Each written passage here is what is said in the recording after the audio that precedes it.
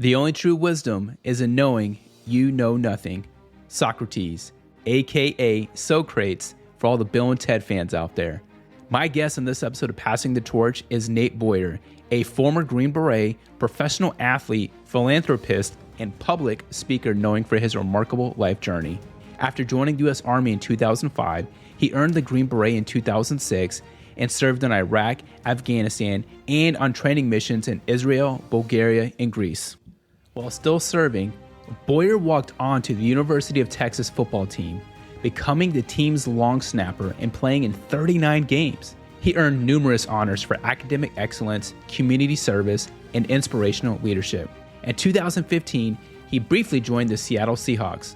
Boyer is also a founding member and vice president of Mission 60, a leadership development company. Beyond the military and athletics, he's worked on a fishing boat, mentored children with autism, volunteered in refugee camps, and traveled extensively. His powerful message is that anything is possible. Thank you for being with us on this audio adventure. I hope it's been a great day and week for you. If you could, smash the follow button wherever you are listening. If it happens to be Spotify, could I ask you to please rate the show 5 stars on there? If it's Apple, could you please take a few seconds and leave a 5-star review? Both of those would help passing the torch tremendously. I appreciate you. What a great chat I had with Nate Boyer. We talked the importance of storytelling, bridging cultural and political divides, significance of community and purpose, lessons learned from working with children with autism, and so much more. We also discussed what actors he resembles, and spoiler alert, he does a Macho Man Randy Savage impression in this episode. Ladies and gentlemen, please welcome Green Beret, Texas Longhorn, Seattle Seahawk, Dude Bro. Passing the Torch with Nate Boyer starts now.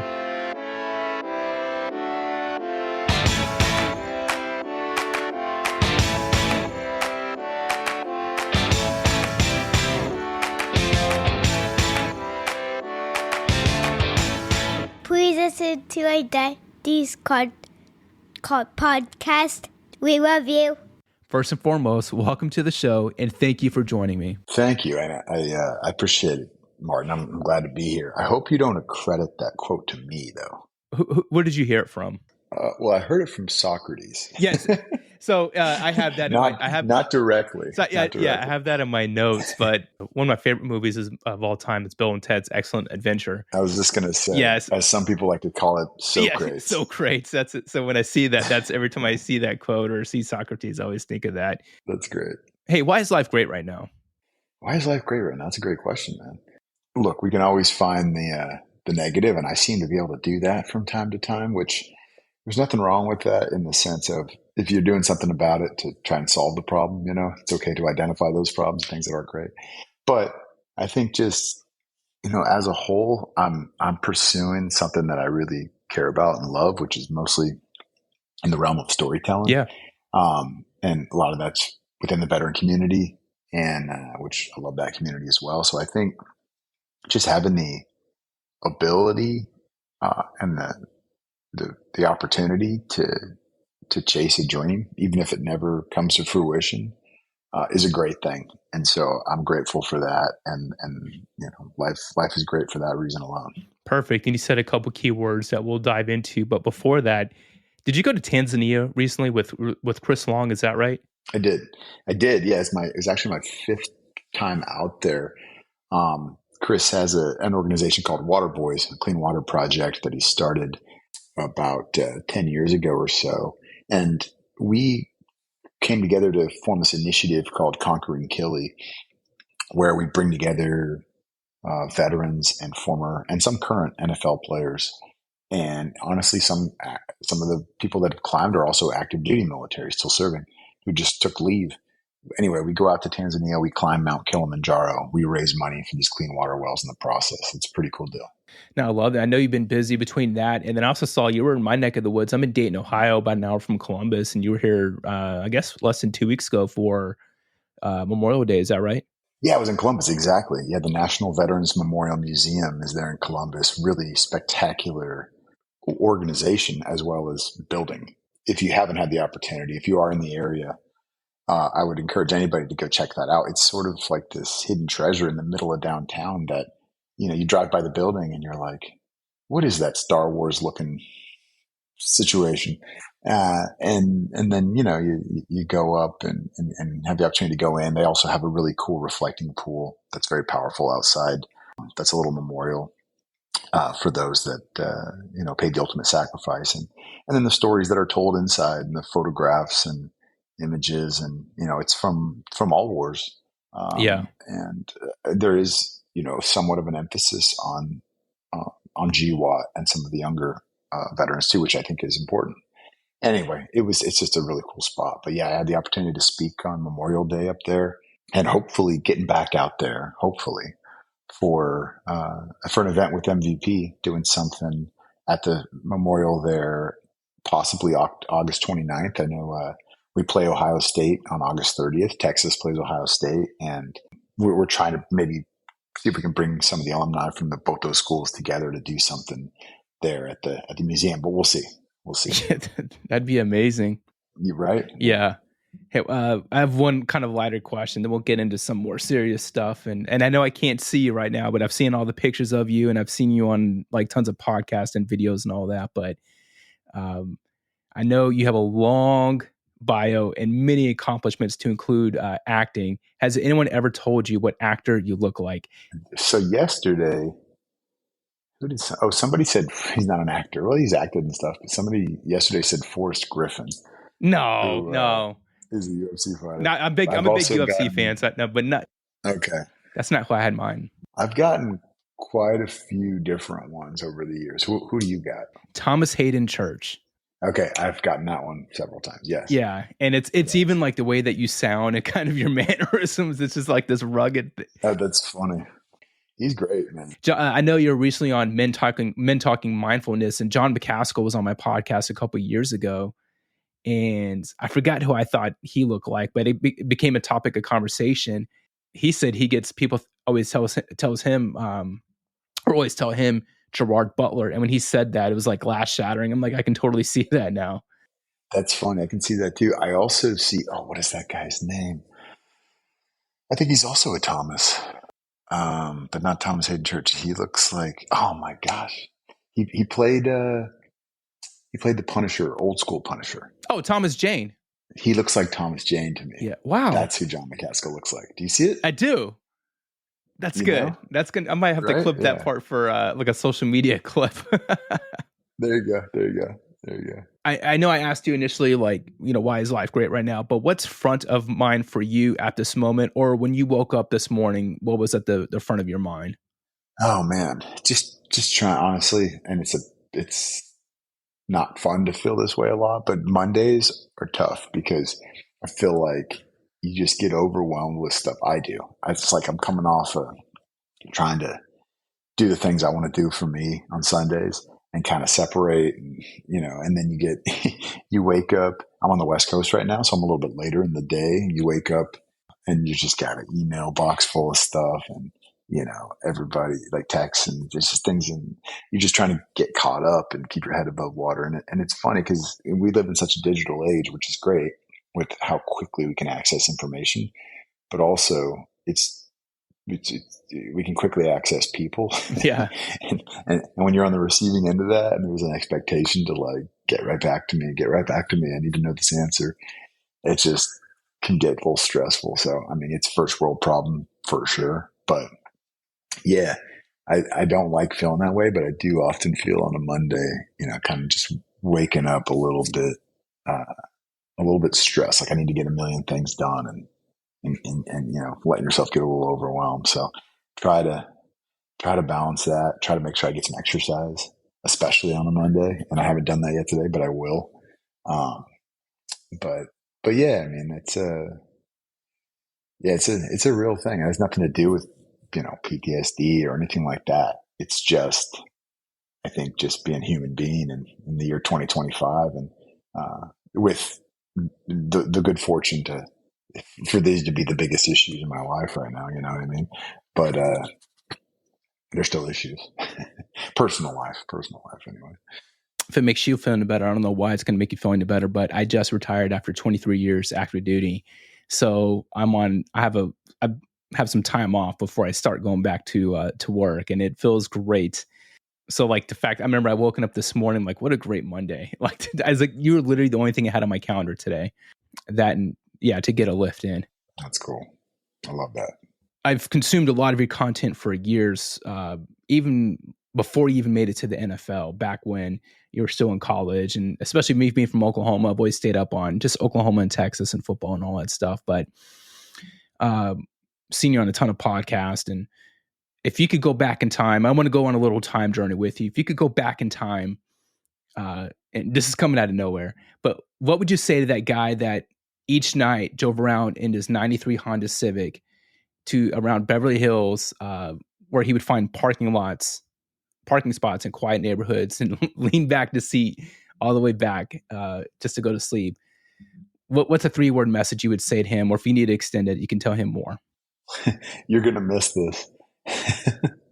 To be honest, like those are, you know, you don't have anything. You don't have a pot to piss in really, but you just don't have that many stressors at the same time. Like maybe you do financially, and maybe I'm forgetting some of the tougher times, but you also, the less you have, the less you got to take care of. You know what I mean? Yeah. And when it's really simple, when things are like that, when you just don't, when you don't have much. And so I do miss that. I do miss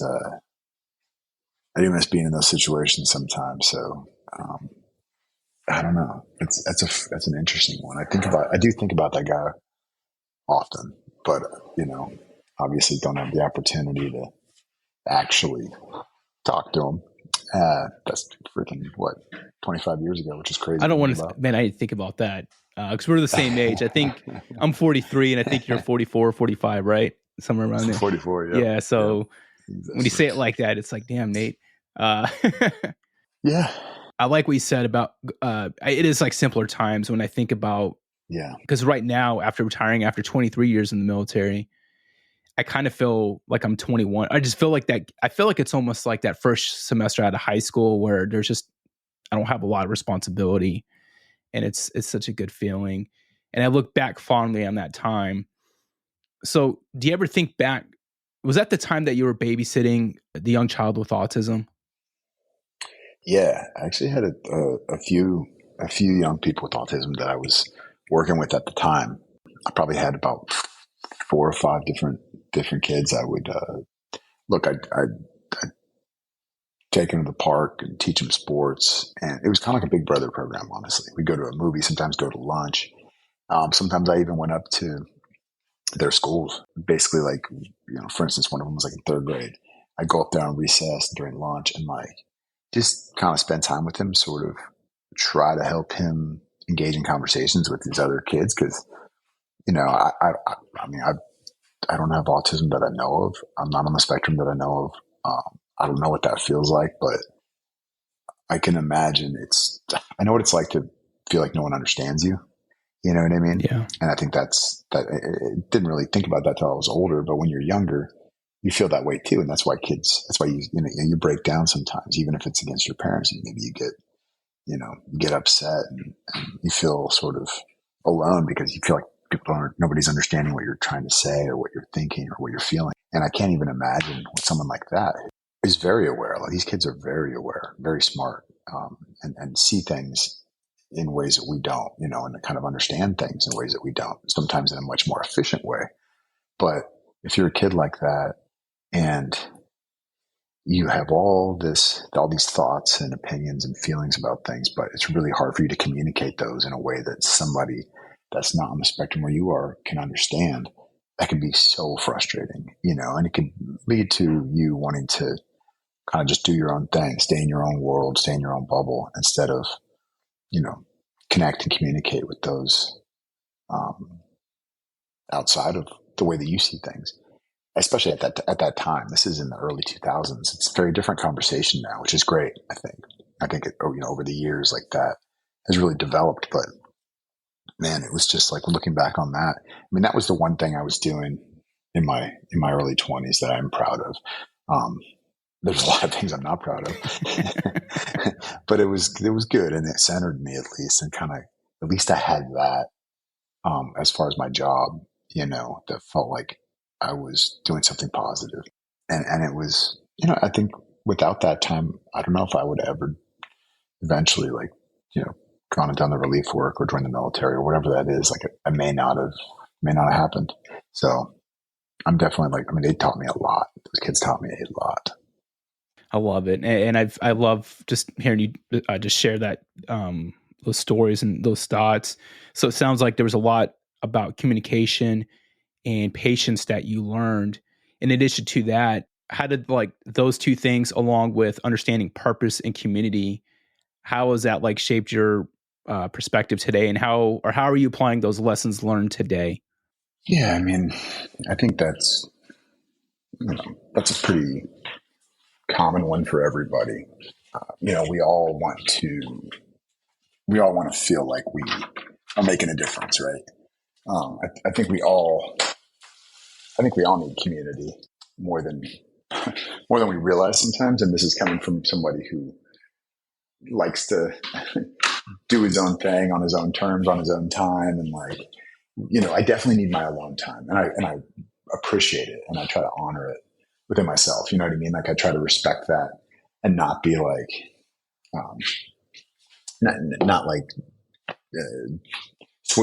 persuade myself away from that, because I know how much I do my best thinking when I'm alone, and I think we all need that. But at the same time, we're pack animals. We do need community, and that's where we find our purpose. It's in service of others. It's not in service of ourselves, really. Even if there's some kind of hobby or thing that you do, I like to write. That's a very solitary thing. People usually write in solitude, but without having a purpose outside of that and having a community outside of that. What are you writing about? It's just going to be your thoughts.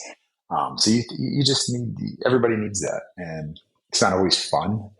Especially for those that are very introverted. I'm not that introverted. I think I am in some ways. I think I'm more of a recluse than an introvert, which is different. Humanity is very interesting, and that's the only way you learn is from getting outside of what you're used to, what you're accustomed to, what you already know, and that takes community to happen, and being in search of purpose, I think. Two things I want to get into with that is, one, you talk about just community and or just even purpose. And earlier I want to go back to what you referenced with storytelling, because storytelling is so powerful and there's so many different ways that can be accomplished. But how do you see storytelling as a way to mesh cultural or political divides, especially amongst veterans and civilians? Without storytelling, I don't know how else you do, how else people can learn about others' experiences. You know what I mean? Because storytelling takes on many forms. It's not just filmmaking. It's not just writing a book or painting a picture. Even it's most forms of communication. You know what I mean? Yeah. You're sort of retelling something. First of all, you have to be a willing listener to receive a story. Yeah, if your intent is to teach somebody about something, show somebody a different opinion or perspective, the best way to do that is through stories. They can relate to. And I think, look, we're in a very divisive time. We live in a very divided country. We don't have to get into we shouldn't get into politics because it's just not healthy. But it's not working. I think most people would agree the way things are currently. Things are just not working. They haven't been working for a long time in an efficient way and in a positive, uniting way. And a lot of that is a product of storytelling too. A lot of the division and the problems. But I think for me, my goal, or one of my goals being I want to bring more people together. I want people to consider and respect another opinion, even if they disagree with it.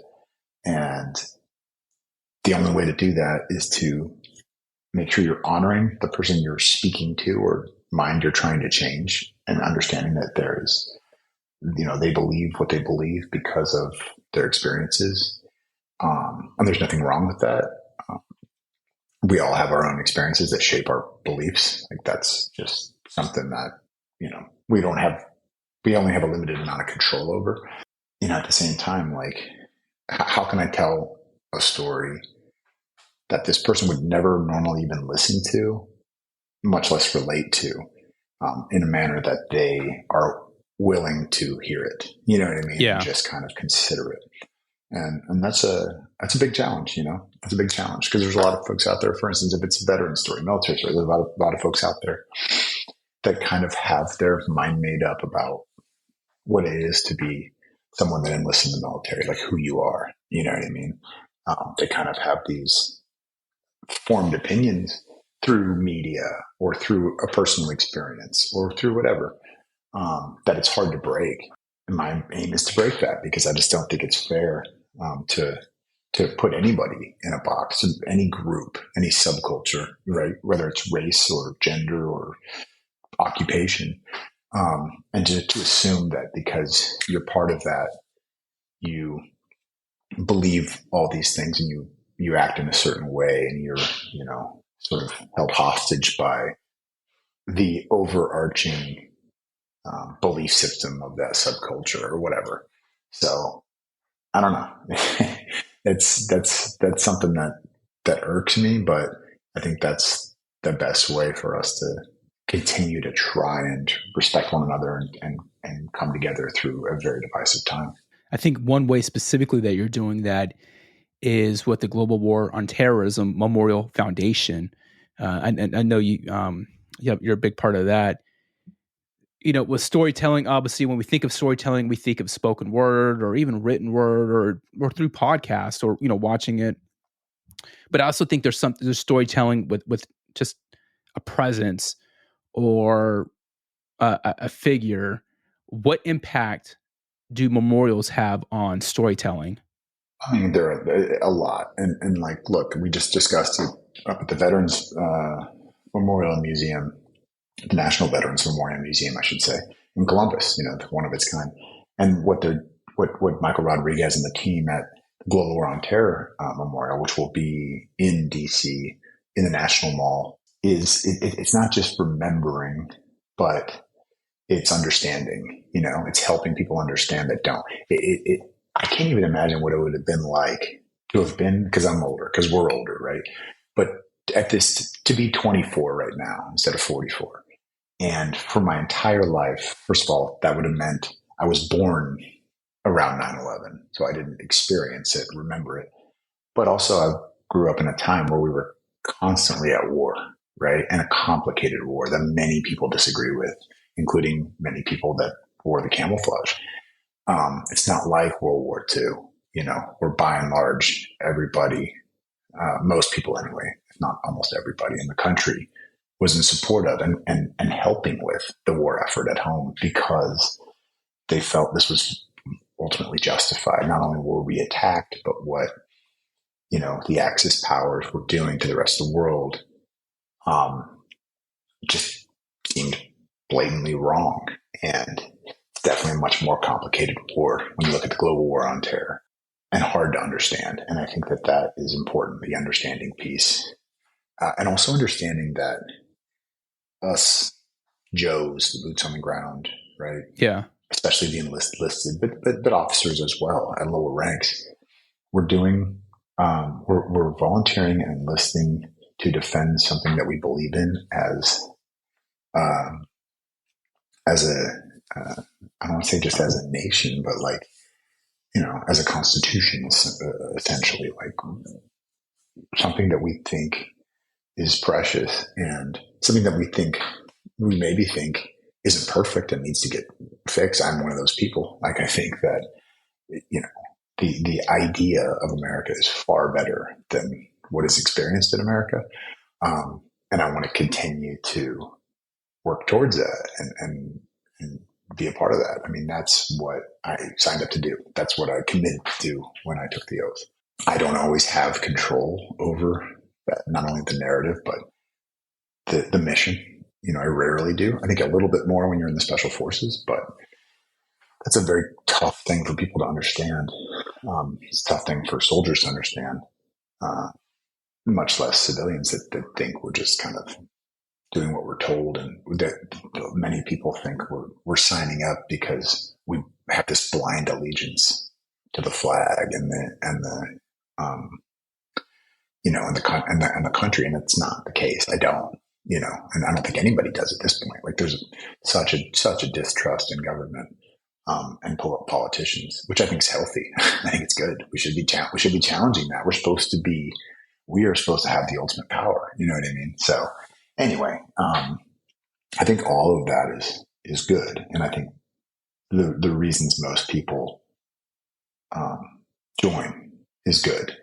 They're searching for something. They're searching for that sense of purpose. They do want to make a difference. They do believe that at our core, this is a great place. There's a reason so many people want to be here and are trying to get here, even with the complications and the political unrest and all of that. We still have this, the opposite of a mass exodus, from this place. And so, like, why is that? I'm so interested in that because there's a lot of people that feel very strongly that this is a negative place, or at least they voice that.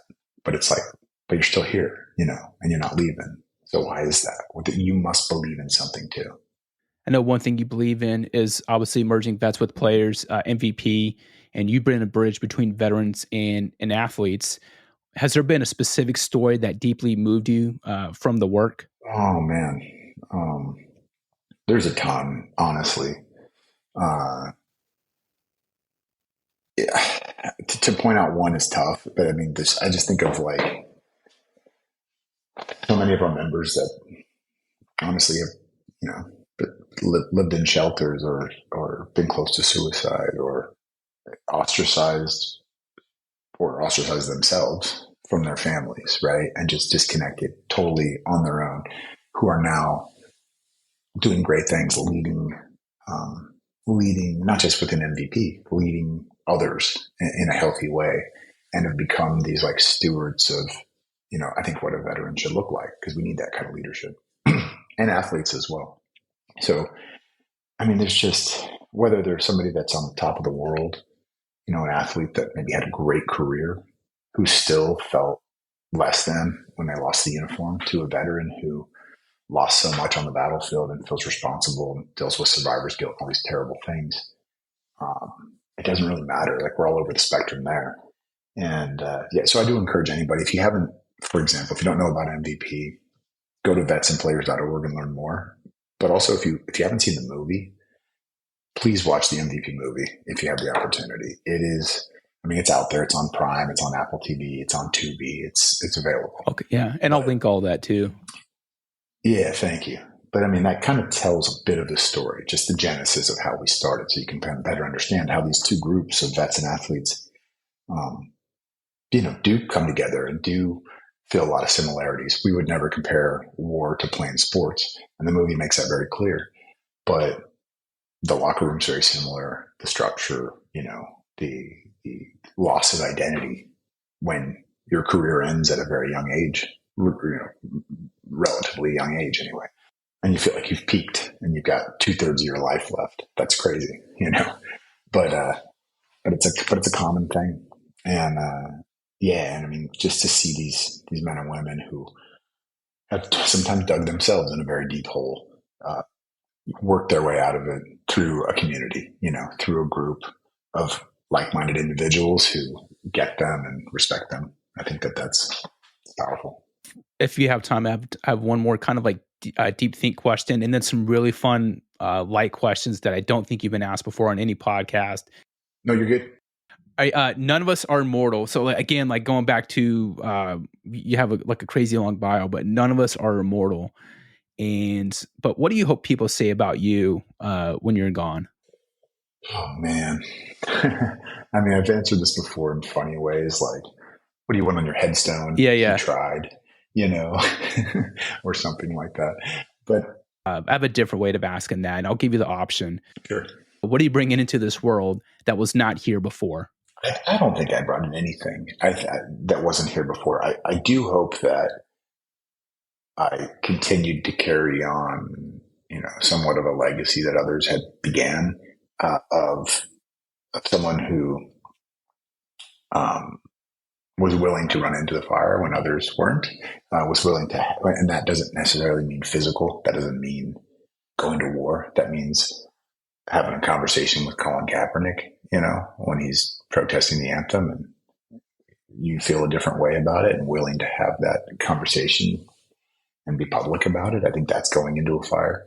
So I think those type of things is because I'm not that smart of a guy. I don't have any innovative ideas. I'm not. I know. Trust me. I know myself at 44 years. I don't know that much. That Socrates quote's never been more true. I'm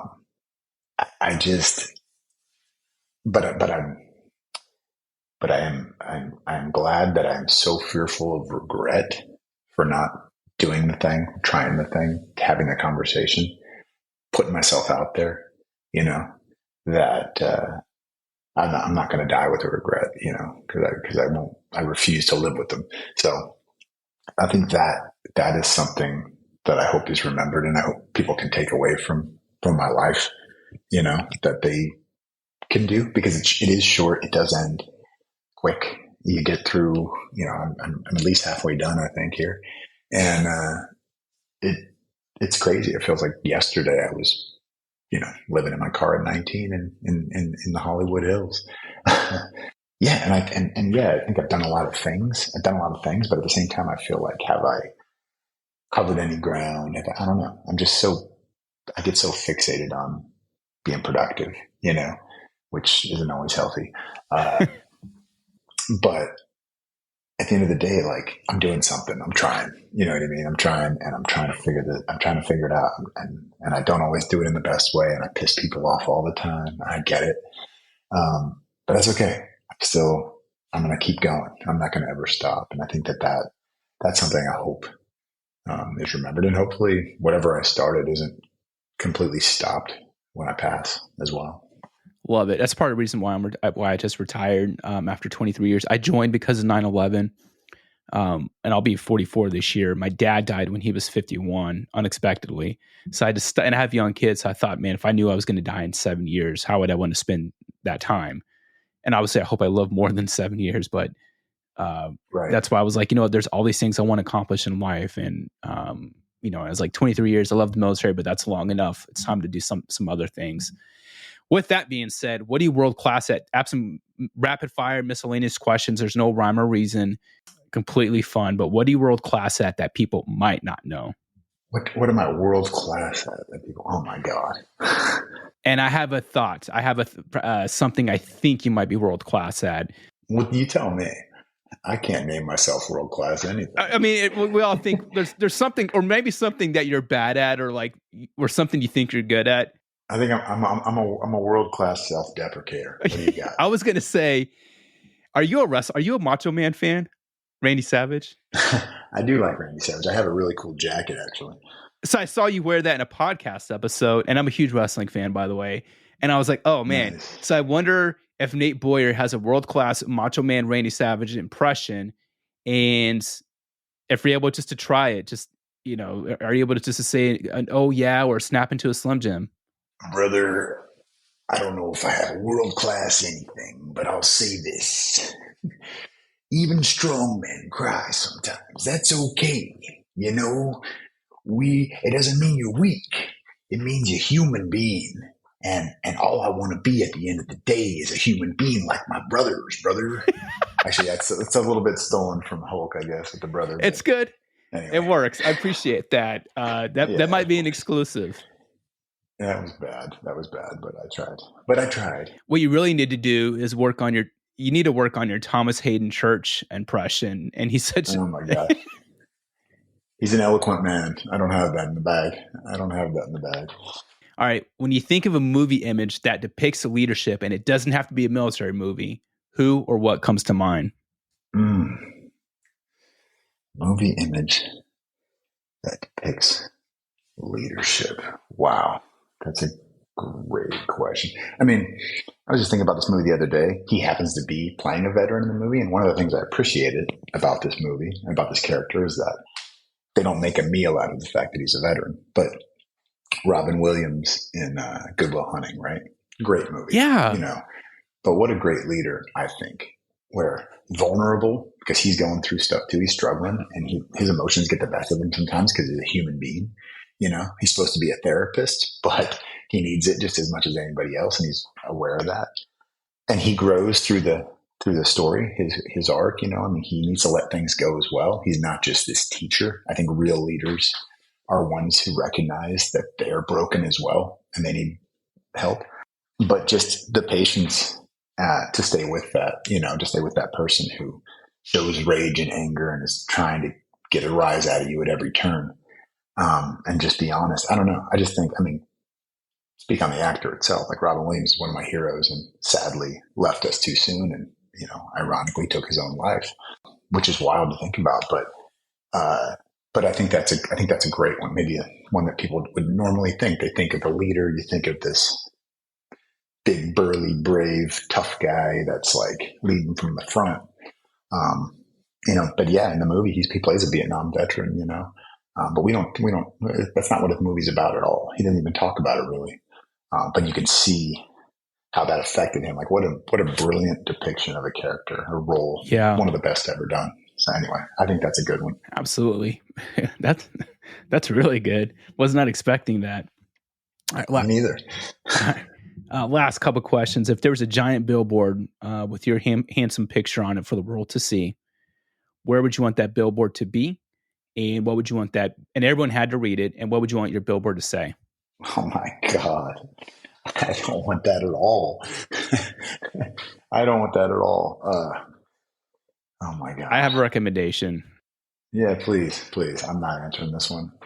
I'm just going to throw this out there. Boomer sooner. No. Okay. Anything but that. Yeah. Anything but that. That's my answer. It'll be that crossed out. This is random. Were you, are you closer, like where you grew up? Is that closer to Stanford and Cal? Yeah, it was closer to Cal. Where I grew up is right next to Cal, actually. Because that's a pretty big rivalry too, right? Like Stanford and Cal. It is. Yeah, I mean, it's not the same as Texas okay, yeah, at all. No, but it is. It is a big rivalry. I was gonna say like it could be one of their slogans or something.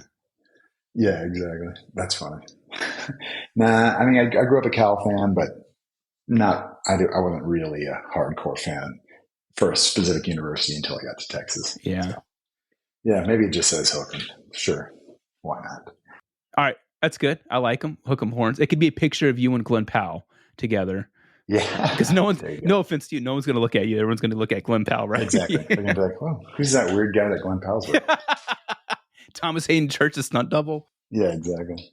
That's funny. I get told that I kind of sort of look like Matt Damon. Not so much now, but like when I was like growing up and stuff. And, you know. I love that. Or like the Wish version of him. I'm like, I'll take it. The Wish version. That's terrible. Yeah, the Timu or whatever. That's great. All right. One question I end every single podcast with is what one piece of wisdom would you pass on to the next generation of people to help them light their own torch and carry it forward? Man, I just think go back to the Socrates quote. The only thing I know for sure, I'm paraphrasing, the only thing I know for sure is that I own nothing at all. Just have humility, you know, be willing to listen to other people, have compassion.